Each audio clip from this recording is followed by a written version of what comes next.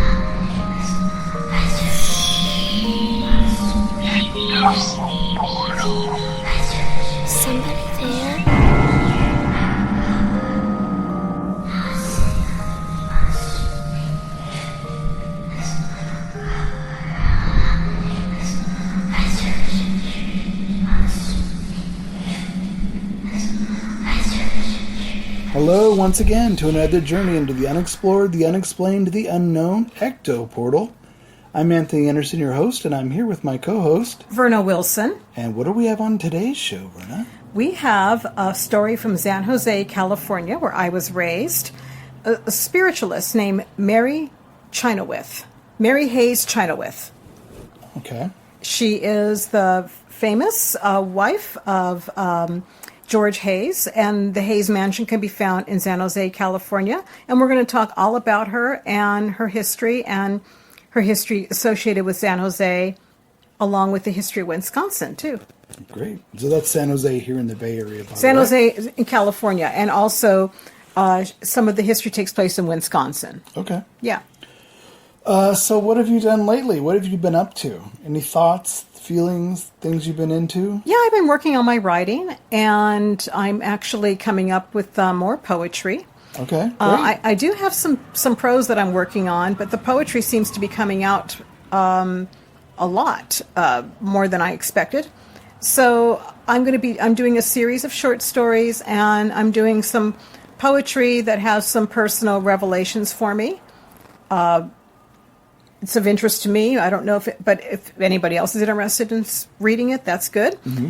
And also, I've been reading more of my books that have to do with the San Francisco Bay Area and also California. I collect antique books on the area. Yep. And one of the books that I have that was given to me on my birthday, it's called Young Miner, and it's by a man of the last name Alger, Alger.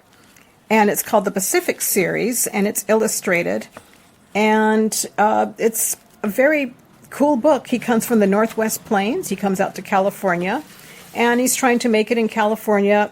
And what's interesting about this guy, his name is Tom Nelson, is that he still calls San Francisco Frisco. I've always thought Frisco was a modern term that people shortened San Francisco for, but apparently they used it back in the 1800s. So this during the gold rush? It was during the gold rush. I guess that makes sense, because you remember they used to have a movie called The Frisco Kid? Oh, yeah. So maybe Frisco was used commonly. I know it's not really used today as much, I don't think. No, and a lot of San Francisco people I know don't like it being called Frisco. Or being called San Franciscans. They don't like that either. They don't like that, no. But I wasn't expecting to read the term Frisco when I read the book. But anyway, it's in here, and it's a very enjoyable book, and you find out a lot about California and a lot about San Francisco. He even talks about different places, like a small restaurant on Montgomery Street, and he describes the restaurant and all pre-earthquake. I'm sure it's gone now. Oh, I'm sure it's gone now, but but I love reading about all these different places, and it makes you guess where they are and what the place look like. And anyway, it's enjoyable. Nice. Yeah, and what about you? Just working more on my Kindle Vella. Yeah. Halstead. Oh, great. It's interesting. when I write, it comes out pretty fluidly. Mm-hmm. And then I won't write for a long time. Writing's a very disciplined chore. It is. And a lot of people think, oh, I can write a book easily. I can write a book easily. But if you ever talk to someone who's written a book, because I have before, I had to literally schedule like an hour a day, and I had to break my book into sections. And you really have to tackle it a part at a time, a chapter at a time, to get to your full piece. So this Kindle Vella makes you come up with a chapter a week.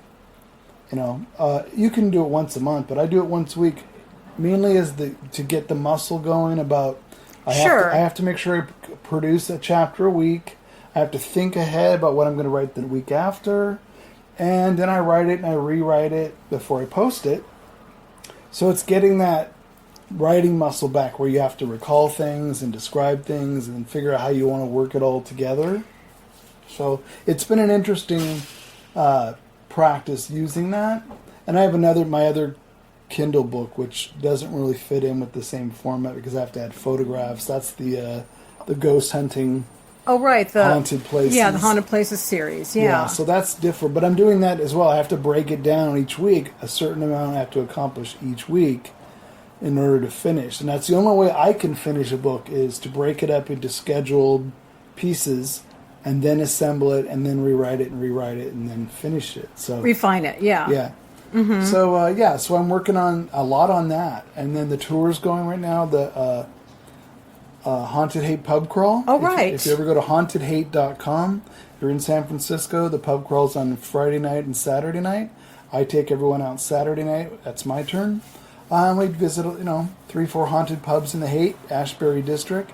Give you a little bit of ghost stories, some local history, some true crime. It's kind of grisly, but it's a little bit for everyone. It's kind of more adult. This, obviously, it's a pub crawl, so you have to be of age to go into the pubs to have a drink. But people enjoy spirits while I tell them about spirits. Well, I do hope that the people who hear the podcast come up to you and tell you that they've heard you. I hope so. Yeah, definitely come on. And give some feedback about the podcast as well. Yep. The more feedback we get, the better. Hauntedhate.com. You can go on the tour. It's only $22 each. Or go to ectoportal.com and you can see our site, shows that are coming up, our archives, our blogs. And, all the archives of almost 5 years of it. Yep. Yeah. Exactly. All right, what do you say we go to the paranormal news? Yes. All right.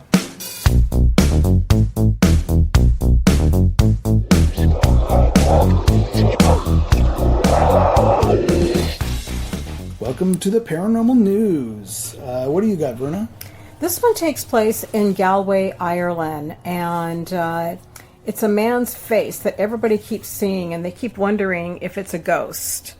So I think it looks like a man's face right behind this woman here. Oh, yeah. I'll let you tell more about it, and I'll give you my opinion on it. So anyway, these investigators, they snapped the pictures. It's on Chynoweth Island on La Corrib in County Galway. I hope I pronounced that right. If I didn't and you're Irish, forgive me. Yeah. Show me how to... Show her mercy. Show me mercy, please. Okay, they were carrying out a paranormal investigation. I'm sure lots of places in Ireland to do that. So they said that they captured some unexplainable things in the spot, and they returned to do a full investigation. So anyway, 9 members of the public joined them on a different location in the island to the one that they previously scanned, and they visited the ruins of a house, and they were using cameras and high-tech tools to measure everything, doing the usual. So the SLS camera works by projecting its own invisible infrared laser grid over a wide field of view, and it was very active as it was detecting images of people not in physical form. That's what Richard Morrison from PSI told them. So anyway, they decided to take numerous pictures of the area, and they captured an image, and there's a woman standing there, and it looks like there is a man right behind her, a man's face. And in the picture you see 2 members of the public. One of them told us that she was feeling very uncomfortable by the doorway, and she was shocked when they showed her the picture.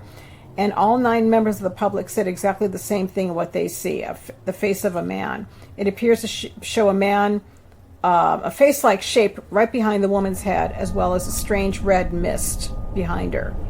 So the island itself has a lot of history. It's an early Christian settlement dating back to the 5th century, and it has connections to St. Patrick. Before it was a Christian settlement, the island was inhabited by the Druids. Go figure. Mm-hmm. So anyway, that's what they saw, and there's the picture. And no, they said it's in a doorway. They said, yeah, it's in a doorway, and there she is standing there. And to me, that looks like it's the rocks. If you see, you can see faces elsewhere. Yeah. To me, it's the rocks, and it's just. I think it's matrixing. I really do. I think it's a matrix. I don't think it's necessarily a ghost man's face. I mean, it kind of looks like a man's face, but then you can. But I can see what you're seeing. A face on the other side of the rocks, or the other rocks. Yeah. So you got to take a look.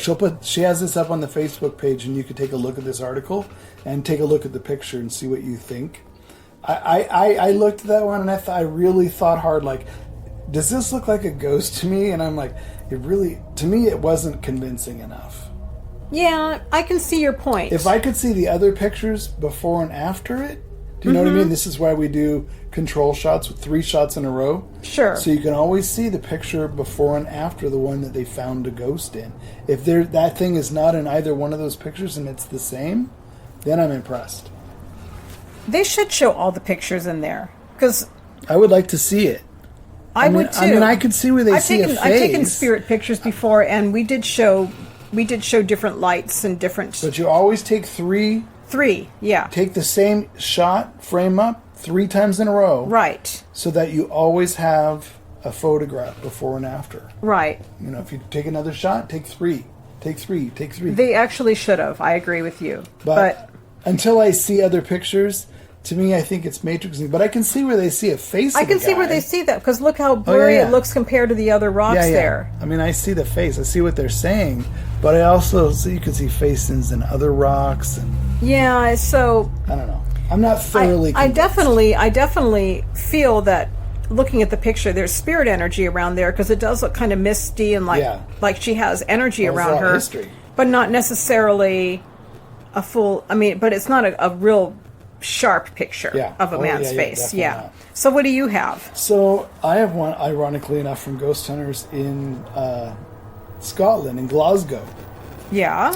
An image of a smiling ghost of a green lady at a haunted pub called the Scotia Bar in Glasgow. Paranormal investigators snapped a picture of what they claim is the smiling face of this green lady. The Scotia Bars in Glasgow was established in 1792, and some people claimed it's the city's oldest drinking house. Now, when I stayed in Glasgow, I didn't go here. The century roots. The pub is shrouded in legend, including the ghost known as the Green Lady. She is said to be a barmaid who wears a green velvet dress, who wanders around the wood of the golden lit bar. This particular group, Paranormal Supernatural Investigations of Ireland, claimed to have seen the Green Lady smiling in a photograph caught on camera. Here's the picture of her. I guess that's supposed to be her face, and she's smiling. I don't know. I don't know. I don't know about that. It looks kind of blotchy to me. Yeah, it doesn't. I'm not convinced.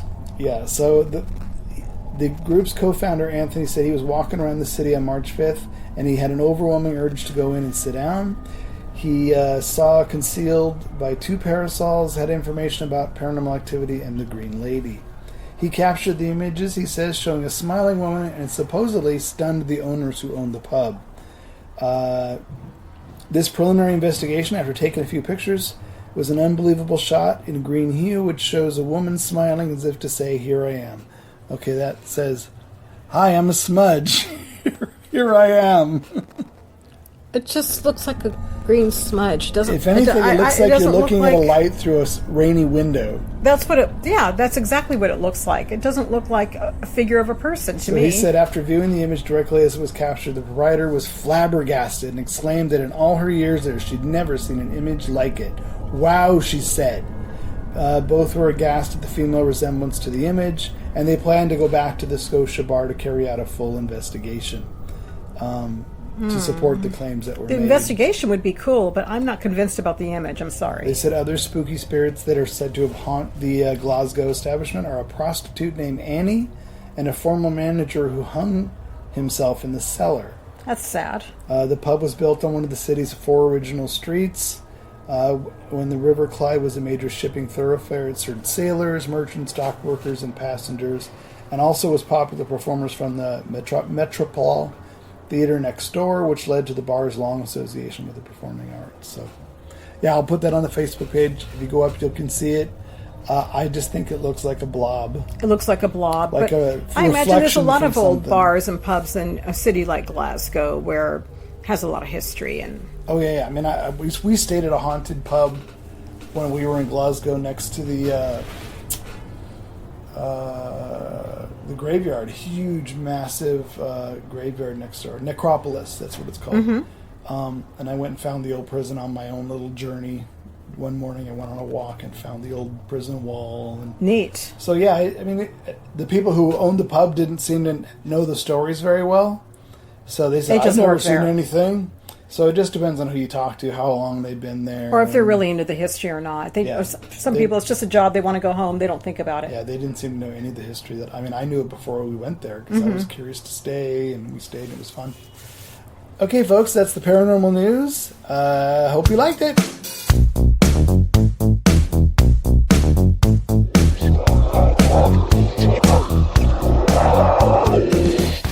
This story is about Mary Hayes Chynoweth, who was a famous spiritualist in San Jose, California, and she actually had a church in San Jose called the True Life Universal Church. And she was actually born in 1825, and she lived until 1905. And I'm so glad that I found her, because growing up in San Jose, California, I've always sensed there was a lot of spiritualism around me. Mm-hmm. I was Bay Area too. In the Bay Area, for sure. But in San Jose, when I walked around, I sensed that history around me. I was so young, though, that I didn't really read much about it or hear much about it, but I sensed it because I kept walking past all these old buildings and places that were churches. Mm-hmm. And also, of course, if you hear the old Ecto portal, you can understand. I did a lot of. I was a medium myself, although I didn't know it at the time because I was very young. Let me ask you a quick question before you go on. Yes. When you were younger and you walked past these churches that would have said Spiritualist Church, would you have known what that was specifically, or you thought, oh, it's just a church? I would have known. See, I would have thought it was just a church, because I would have known the difference of what is a Spiritualist church versus a Church of Latter-day Saints church, Baptist church. I would have just thought, oh, it's another church. But no, I would have known. You would have known that? I would have known that. Okay. And the reason why I would have known that is because it was, we went to a lot of Catholic churches growing up, because my mother took us to some Catholic churches on a regular basis. Mm-hmm. But the word spiritualism or spiritualist wasn't used very much. Mm-hmm. So I would have noticed there was something different about it. And, of course, if I was drawn to the building, I know there was something different about it. But I was just curious. Yeah, but I was very young, so I sensed something different, but didn't really. Did you ever ask anybody at the time, like, what is the difference between the Spiritualist church and other churches? Not the church necessarily, but I did ask people who were involved in it in some form or another. Okay. And so you did inquire, though? A little bit. When I ran into somebody by accident. Okay. And they would tell me, well, here's what we're seeing and feeling, and I belong to some people who actually talk about that. Okay. And I knew there was something different about the area. I was just curious how you approached it versus how I did when I was little.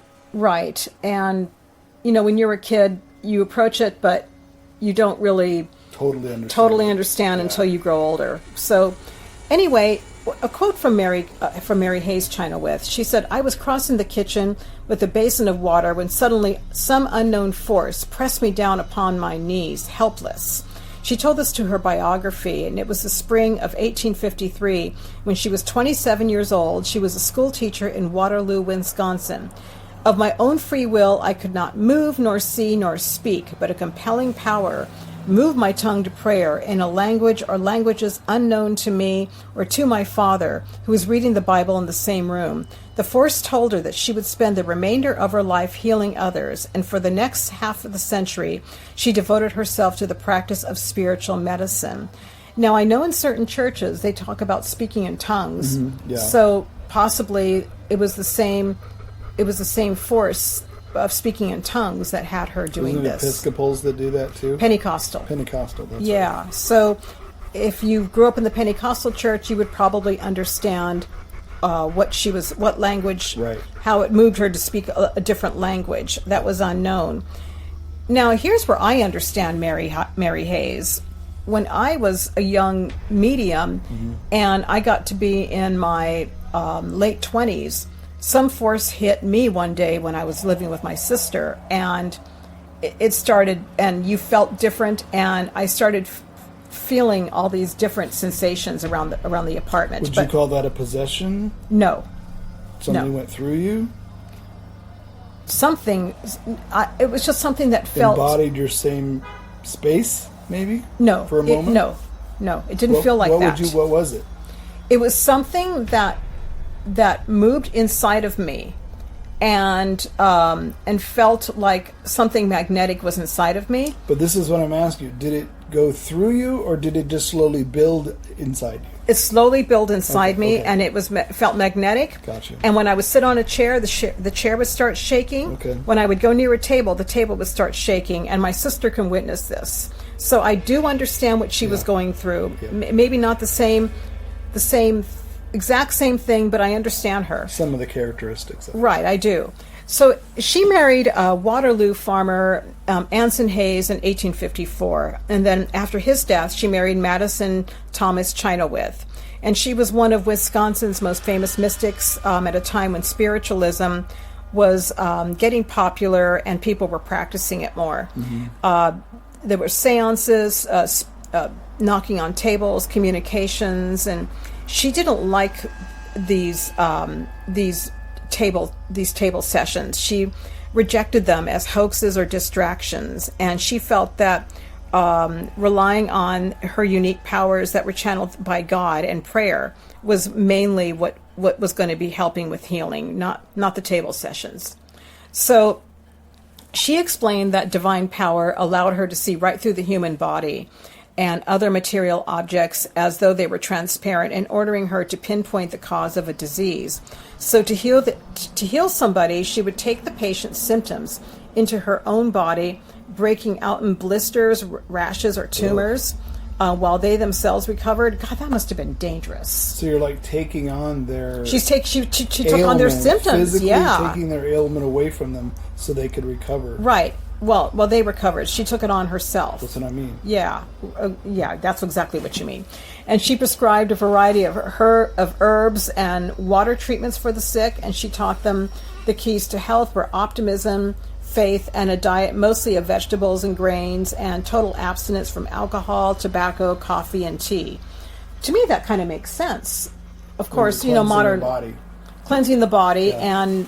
and optimism and faith. And a good diet does make sense, but of course now we have modern medicine, and we know a lot more to go along with it. So, do you know what this reminds me of? What? I don't know if I'm sure you've heard of this. Yeah. The touch healers, that if somebody has a cancerous tumor in their stomach, that these healers can wave their hands over it, maybe go across the stomach, and it makes it vanish. Mm-hmm. Do you ever hear of that? I did hear about that. It kind of reminds me of that a little bit. It reminds me of that, yeah. But I just try to imagine... She absorbs it, though. She absorbs it. Can you imagine when she broke out in rashes and blisters? How dangerous that must have been? I quit. Yeah, that's a lot to take on. Yeah, that's hard on your body. Right. So during the Civil War era, she actually traveled across Wisconsin conducting healing sessions. This was southern Wisconsin, and she gained a reputation, and people came for treatments to her home. So among those who believed in her and he came for advice was the U.S. Senator William Velas. He was of the Wisconsin Supreme Court. And also Justice William Lyon and Wisconsin Historical Society Superintendent Lyman Draper. Now, except when putting her sons through college as a single mother in the 1870s, she never charged any fees for all of her services, but she rendered them free to everyone who came to her. So she endured the painful symptoms, and she didn't charge anybody. And to me, that shows her integrity. I like that. Well, then why would you fake that stuff? If you're not charging anybody, you're not making any profit off of it. Why would you go through all that? Right. So there's something else there, too. There's something else there, too, but also it could have been that she felt strongly that charging would have been immoral or something. Mm-hmm. Yeah. So she felt that she was guided by prayer and meditation, which she was meditating at the time, which was interesting, which allowed the divine force to make what she called impressions upon her consciousness. And she took no personal credit, but she merely saw herself as the medium, as a vessel that can help others. And I like that, too, because she didn't make a show out of herself. And said, So anyway, the power, as she called it, also manifested itself in other ways besides healing. Under its influence, she was able to speak to patients in languages that she didn't know, including German, Polish, Danish, and an unspecified Indian language. To me, that's channeling right there, trans-channeling. It just makes me wonder, when she's doing it, who is she channeling, or who's with her that she's channeling? Exactly. To do that? Yeah, and she could foresee future events, including visitors, coming to her, economic depressions and market prices that allowed her family to capitalize on its wheat crop in a time of crisis, which I thought was a good thing. Yeah. So in the spring of 1883, she told her sons, who were starting their own legal practice in Ashland, to sell off a forest tract that they bought as a logging investment and use the profits to buy acreage along the Montreal River. So the power told her that their fortunes lay in mining and pointed her to a location 40 miles from Ashland in the middle of the wilderness. So when her sons protested that they didn't know anything about mining, she reassured them that they would soon meet somebody to help them.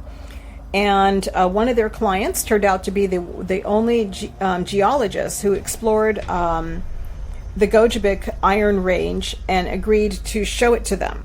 So when she heard their accounts and saw the maps, the power told her exactly where to dig, and they sunk shafts each time directly into some of the richest iron ore in the Gojabik Range.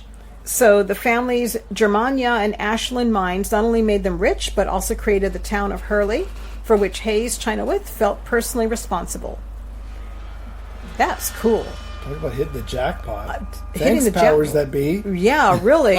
And for her sons to follow her directions like that when they were trying to invest into, they must have really trusted her. Well, they probably did believe in her, but they probably thought, okay, this is the last piece of land of value we have, and you want us to sell it to go where?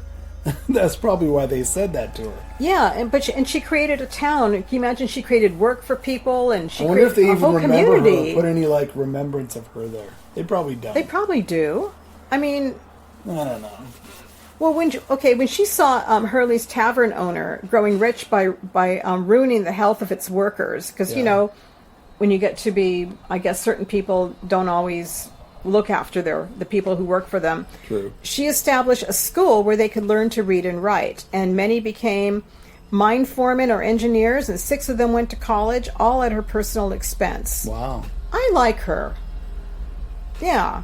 She also advised friends and patients to invest in the mines, and one of them, named Morris Pratt, used his profits to establish an institute for spiritualism that still teaches telepathy and other psychic arts today. Wow, that is so cool. The more I read about this lady, the more I think she's A-okay. So anyway, here's a map of Hurley, Wisconsin. It's it was I guess a little mining town, and here's the map, and it's still there. So how did she get to San Jose then? Well, okay, that's exactly it. That's where we're getting to. Okay.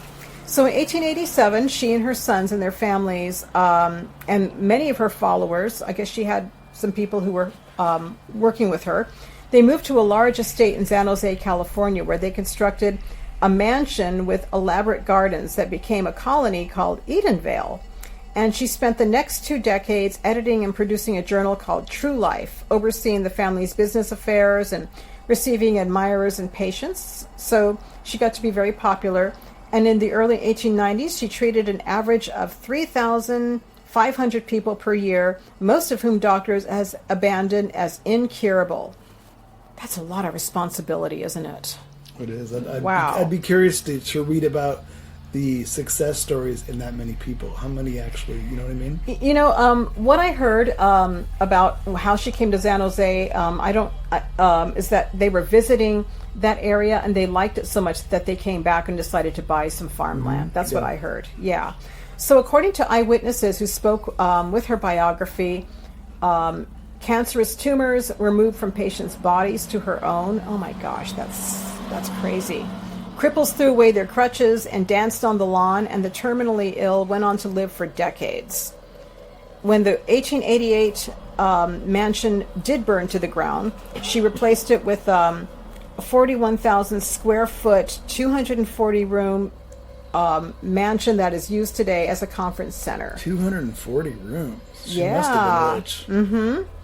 And Mary Hayes herself finally passed away, and her body was worn out, but emotionally, and she was also spiritual, and she was also still mindfully and sharp when even did though she die of? she was just old age. Just old age, yeah.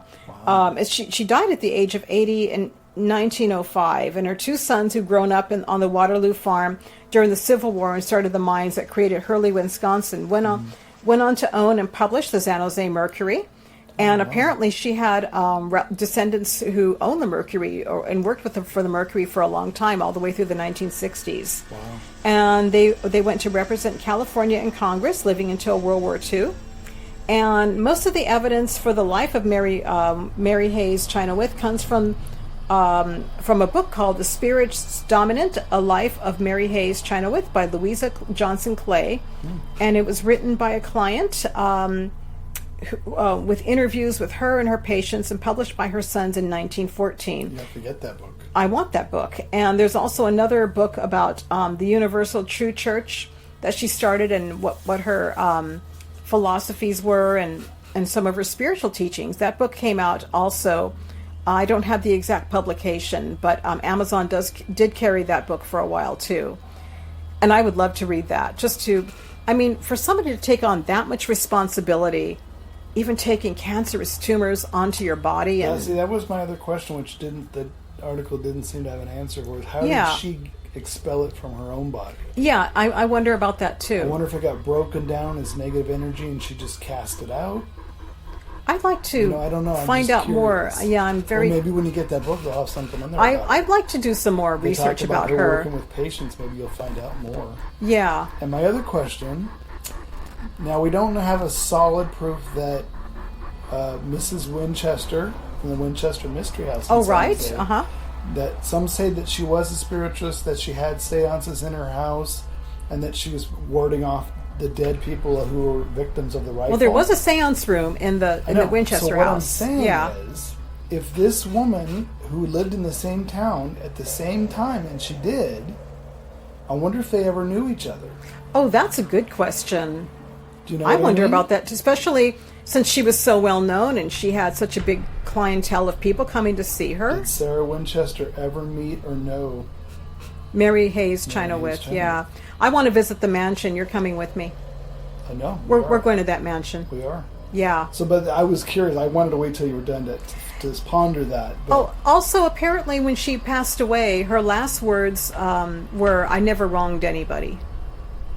And considering what I read about her, I believe that. Mm-hmm. I believe that she had nothing but good intentions. what's funny is when she was still back in, was it Wisconsin? Yeah. And if you think about her age, if she was born in 1825, and the spiritualist movement really kicked in like 1865 to 1870, Yeah.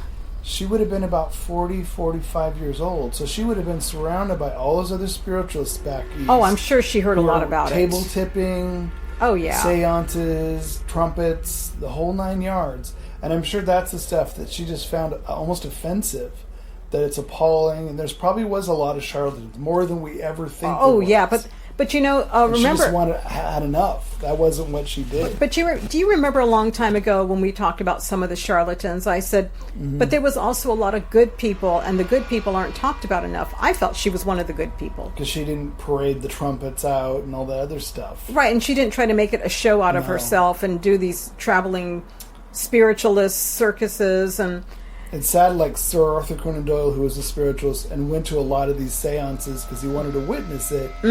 He seemed like he would only seek out these extravagant ones with the bugles. I wish he'd have known the good ones, like her. Yep.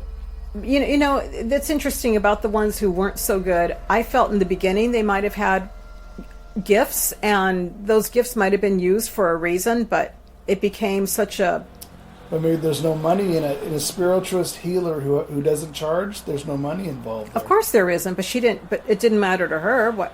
Yeah. If you're really, I'm just saying, if you really use the gifts for good, it's not going to matter so much. So. But maybe that's where she and got the that's sad that somebody who might have had them actually exploited themselves. But I'm glad she didn't. But maybe her being the healer, not charging, is why she got the good vibes from the powers that be on where to find the mining. Exactly. Where to get the money so she can continue doing whatever she's doing. So there's something to be learned from this. If you conduct a gift that you're given with integrity and moral code, good will keep coming to you. I like that idea. Yeah. So I'm very glad that I found this. I found out about her, and I want to read more. And we'll have her as a guest on the show. I wish, and I hope I find out more about her because it's good to find out about people who were from your hometown who had some gifts and used it for the best of the community. That don't do what most of the norm spiritualists used to do, which was seances, table tipping. She didn't go into any of that. She didn't want any of that. So it's interesting to hear one that didn't. Right. And if there's anybody living in San Jose or elsewhere who is part of her family, who has some stories about her, and you're hearing this podcast, I'd love to hear back from you. Yep. Yeah. Excellent. Great. Okay, that ends another episode of Ecto Portal, and I guess until next week, we'll say goodbye. We'll say goodbye. See you next week. Bye.